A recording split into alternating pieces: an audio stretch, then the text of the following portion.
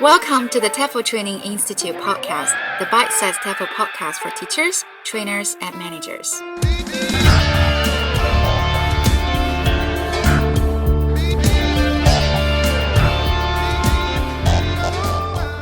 Hi everyone.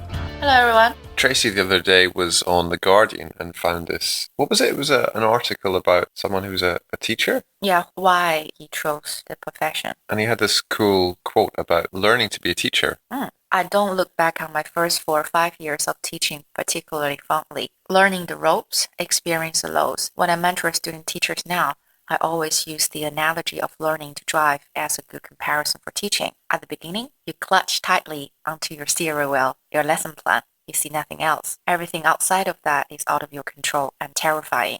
Soon, you begin to relax and look down the road a bit. Later, everything seems natural. Nothing faces you. Experience is the only thing. You grow into yourself, you become a teacher, eventually. So this got us both thinking about our first couple of years in teaching. And is there anything you can remember in particular, from your first year of teaching? The first time I was in the parents' meeting and I faced maybe 40 parents in the same room. Wow. So that's the first time I spoke to so many people in my life. Sounds pretty scary. Yeah. What about yours? I think one of the things I remember is the first time I got a complaint and being sat down and being told someone complained about this thing and kind of being surprised and shocked and then sad and all those different things. But then I also remember the highs as well, like after teaching a class and walking home afterwards and going, that was awesome. Okay. So today we wanted to talk about what it's like becoming a new teacher. So we had 3 questions. The first one, what are typical challenges for first-year teachers? Second, how can new teachers overcome some of the challenges that they face? And lastly, how do you know if a career in teaching is a career for you?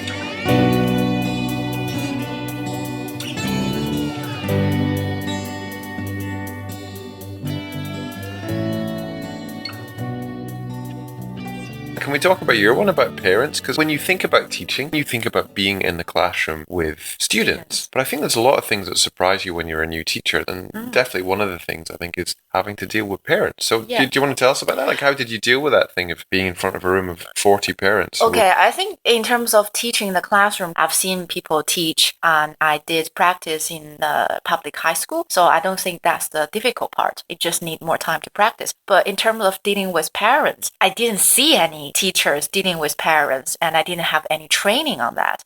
So I was just thrown into the swimming pool and then learn how to swim by myself. So there's this saying that by the time you graduate from university, you've been a student for something like 20,000 hours. So you already have a really strong idea of what it is to be a teacher and what a teacher does. But of course, you only see the classroom stuff. You never get to see the parent-teacher meetings. So I remember the first parents meeting, there were 40 or 45 parents sitting there. I need to give them the speech. And after that, which was even more scary, the parents individually talked to me and asked me, oh, how was my child? How was little Jimmy? Yeah, or something like that. Yeah, at the very beginning, I thought I'd just be direct and tell them, oh, little Jimmy did really bad. The parents' reaction was either really happy or very negative. And then after a while, I observed some experienced teachers, they always started asking the parents questions. So I copied that. For example, did little Jimmy at home watch English movies? And how often did he read English textbook at home?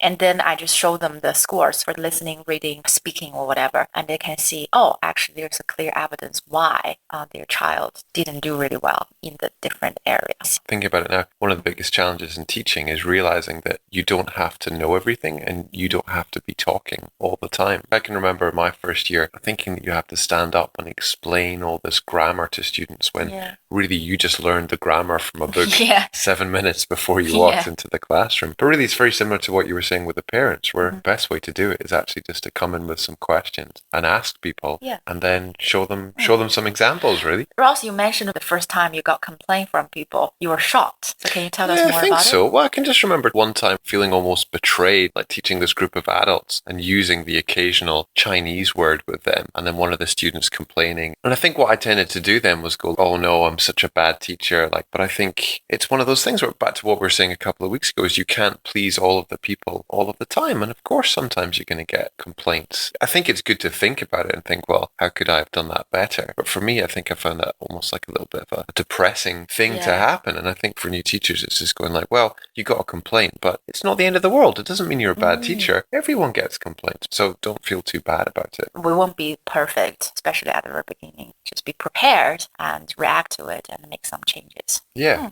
I remember something else really interesting that happened in that first year, and I only realized how interesting it was 5 years later. So it was my first ever class of teaching adults. And about halfway through the course, I gave the students a questionnaire. And I asked them, what do you like about the class? What do you not like about the class? What would you like me to change in future? And I got some feedback from the students about what they liked and didn't like. Remember, I told you one of the things before. The student said, I signed up for an English class, not a gym. Stop making me run around.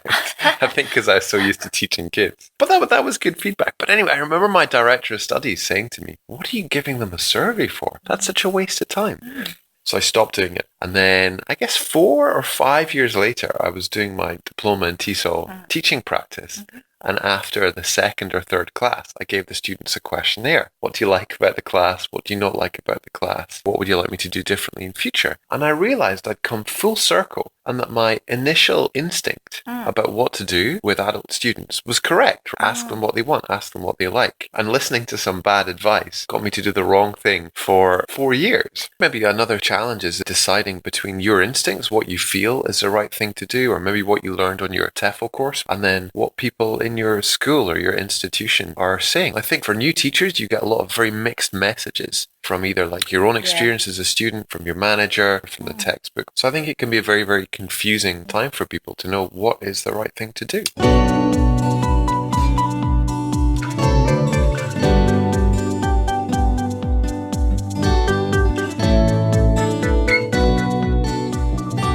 So we talked a bit there about some of the challenges we had as new teachers. What were some of the things, Tracy, that you found useful? Yeah. Did you not have a mentor that was really good, that really supported you? Yeah, I had a really, really good mentor the first year. So each week we had meetings. Yeah, she listened to my concerns first and asked me, what do you think is the best way to deal with it? Yeah, I was always being honest and share what I thought is the right thing to do and what is wrong to do. She never said, no, don't do that. She said, you can try this next time and then we can talk about in our next meeting. So I really appreciate she wasn't that kind of mentor, just gave me a lot of rules you have to follow and gave me a lot of space to experiment, develop, and to find out by myself. So she was there to support me, but don't want to be the person to control what I'm doing. Even now, the reason I think I'm a growth mindset person, I think because of her. I think that's great you had that. I remember not really having anything at all. I remember never really being observed. I think until I did my diploma, I'd only ever been observed once. Oh, really? I think, yeah. Wow. One of my favorite teaching book actually is called Professional Development, The Self as the Source. And it's Kathy Bailey, Andy Curtis, and David Noonan. And the whole idea of the book is how you can develop without someone having to come in and tell you what you're doing right or wrong.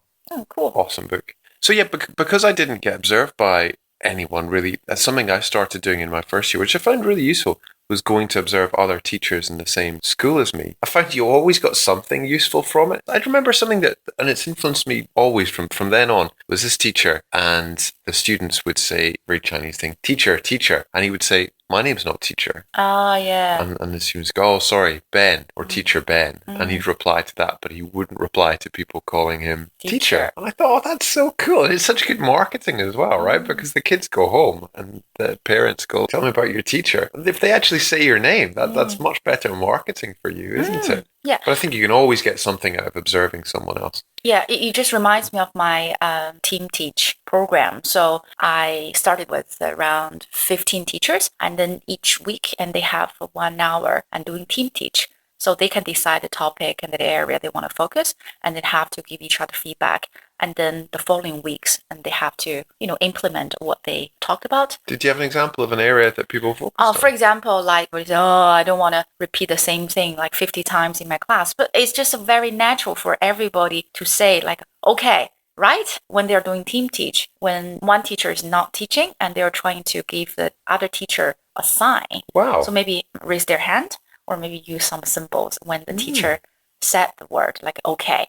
And then the teacher realized, actually, I need to be aware of my language. a little bit more. Almost like an interactive observation then, isn't it? I think so often in observations we have to wait until the very end of the class before we give people the feedback. You mentioned at the beginning the thing about learning to drive. When you learn to drive, you don't drive for an hour and then at the end of it, the driving instructor says, okay, you messed up this, you didn't look in your mirror here, you should have done this, you should have done this. They tell you as soon as it happens. They tell you every time you're making a mistake and they help you get better. So that cycle, the time between getting the feedback and be able to apply it when you're learning to drive is a few seconds. Whereas when you're learning to teach, it's often a few hours or a few days.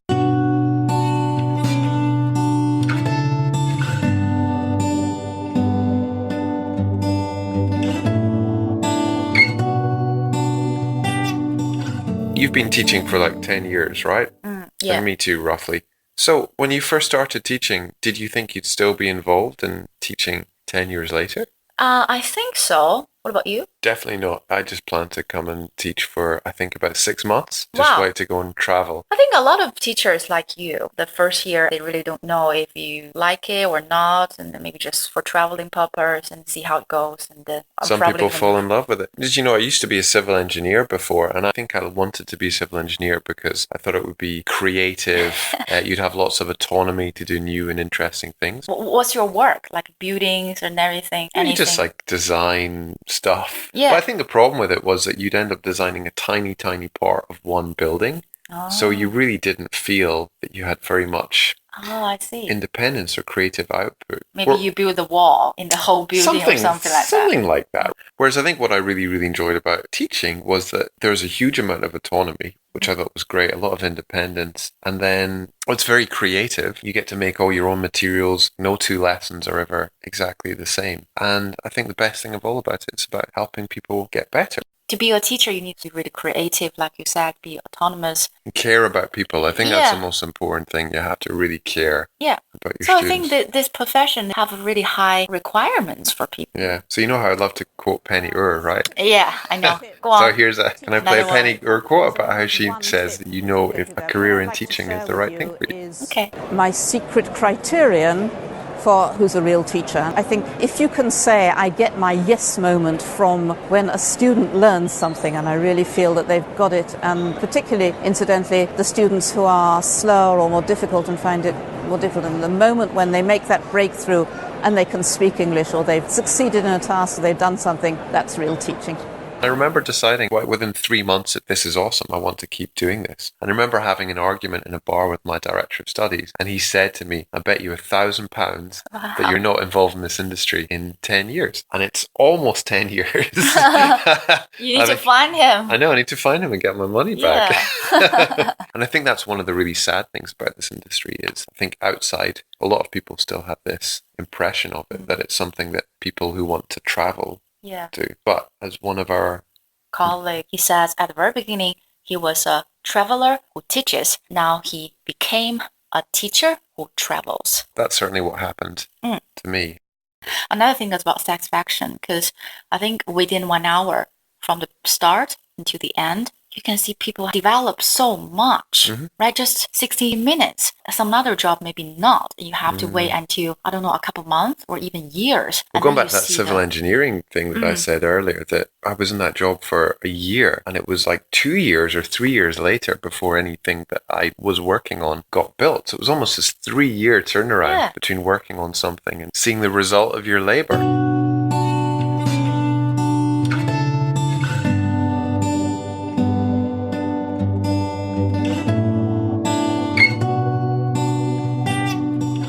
Tracy, there's any first-year teachers listening to this. What advice would you have for them? Don't be shy, just try. Don't be shy, just don't be afraid of asking questions. You mean to the colleagues? Yeah, to the colleagues or to your mentor. So if you really don't know, don't pretend and just try. So sometimes even something you saw, it doesn't mean it will be working in your class or for your students. So just try it. It failed. So what? And you do it again and try something different. Always bear in mind there's no golden rule. Except don't be shy, just try. Bye, everyone. Bye.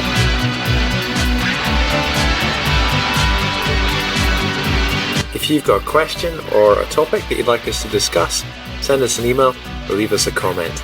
If you'd like to listen to more podcasts, please visit our website, www.tefltraininginstitute.com.